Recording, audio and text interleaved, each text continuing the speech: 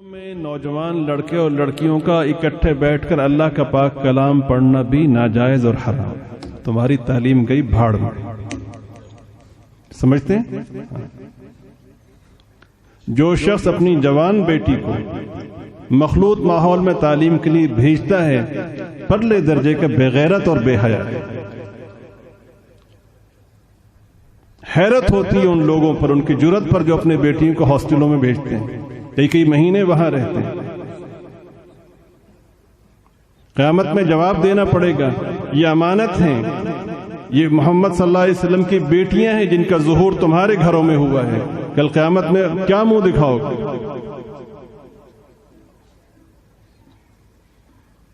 حج کا سفر عظیم ترین سفر ہے. پاکیزگی سے شروع ہو کے پاکیزگی پہ ختم ہوتا ہے. اتنا عظیم سفر ہے کہ جب کوئی شخص حج کر لیتا ہے تو حدیث پاک میں ہے کہ وہ گناہوں سے ایسے پاک ہو جاتا ہے جیسے آج ہی ماں کے پیٹ سے جنم لیا. ایسے ہی ہے. اللہ پاک اتنے خوش ہوتے ہیں حج کرنے والے سے کہ جب وہ واپس آ رہا ہوتا ہے تو سرکار نے درخواست کی، اللہم اغفر للحاج، اے اللہ حاجی کی بخشش فرما. اور اگلی درخواست کی وَلِمَنِ اسْتَغْفَرَ لَهُ الْحَاجِ، یا اللہ حاجی جس کے لیے دعا کرتا جائے ان سب کی بخشش فرما. ٹھیک ہے؟ ہوا کیا؟ ہوا یہ کہ ایک صحابی آپ صلی اللہ علیہ وسلم کے ساتھ جہاد میں شریک تھے. آپ صلی اللہ علیہ وسلم نے ان سے پوچھا کہ تمہاری اہلیہ؟ کہ جی وہ حج کے لیے گئی. یونیورسٹی نہیں گئی تھی، ایسی تعلیم کے لیے نہیں گئی تھی جہاں تعلیم کے نام پر بے حیائی سکھائی جاتی. کہاں گئی تھی؟ اللہ کے گھر میں گئی تھی، جہاں ایک نماز کے پڑھنے پر 1,00,000 نمازوں کا ثواب، ایک قدم پہ لاکھوں نیکیاں ملتی ہیں، 1 روپے کے خرچ کرنے پر لاکھوں روپے خرچ کرنے کے برابر سے. ایسے ہی ہے.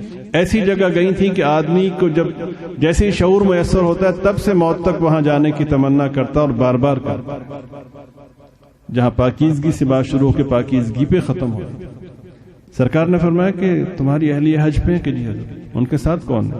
ساتھ تو فرمایا نہیں، تمہیں جہاد جیسے عظیم فریضے میں شامل رہنے کی اجازت نہیں. یہاں سے جاؤ اور اپنی اہلیہ کے ساتھ حج کے سفر میں شریک ہو جاؤ. اس لیے کہ حج کے سفر میں بھی، اتنے پاکیزہ سفر میں بھی خاتون کو تنہا جانے کی اجازت نہیں. کیوں نہیں ہے؟ یا آپ مجھے بتائیں کیوں نہیں؟ کہ ہماری کتنی پاکیزہ نظریں ہیں اس لیے نہیں. سمجھ رہے ہیں آپ؟ یا کچھ اور عرض کروں؟ اس لیے نہیں. دل پاک ہونا چاہیے. جو شخص یہ کہتا ہے سب سے بڑا جھوٹا وہ شخص ہے. سب سے گندا دل اس شخص کا ہے جو دل پاک ہونا چاہیے کہہ کر بے پردگی اختیار کرتا ہے. حقیقت وہ ہے جو نبی پاک صلی اللہ علیہ وسلم نے بیان فرمائی، باقی سب فراڈ ہے.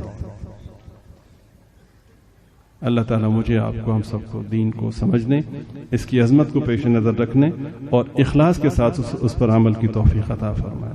وآخر دعوانا ان الحمدللہ رب العالمین. میں نوجوان لڑکے اور لڑکیوں کا اکٹھے بیٹھ کر اللہ کا پاک کلام